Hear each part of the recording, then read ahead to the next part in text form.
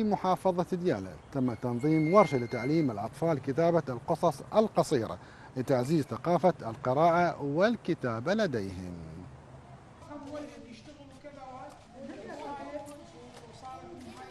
ضمن النشاطات الثقافية الخاصة بالأطفال، نظم قصر الثقافة والفنون في ديالى ورشة ثقافية لتعلم كتابة القصة القصيرة والرسم، حيث تم استضافة عدد من أطفال مدينة بعقوبة، إضافة إلى تعريفهم واطلاعهم على أهم الأماكن التراثية للمدينة من خلال جولة لهم فيها.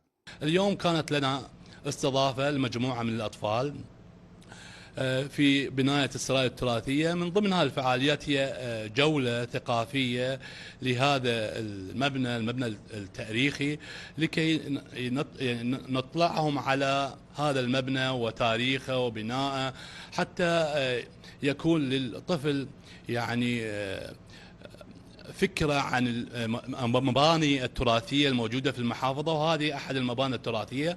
وأيضا قمنا لهم بورشة في كتابة القصة القصيرة. هذه الورشة تضمنت أولا زيارة الأماكن الثقافية والتراثية في مبنى السراي القديم. اطلعنا مع هذه شريحة الأطفال على أهم هذه المؤسسات التي تدعم الثقافة. استغلينا بالحقيقة أيام العطلة الصيفية لكي هذه الشريحة لا تتوجه إلى الألعاب الإلكترونية وما شابه ذلك، وإنما تتوجه عن الكتابة. وجاءت الورشة لاستثمار وقت الأطفال خلال العطلة الصيفية لتعليمهم هوايات ثقافية في كتابة القصص والروايات والرسم، وليتعرفوا بتاريخ مدينتهم وتراثها.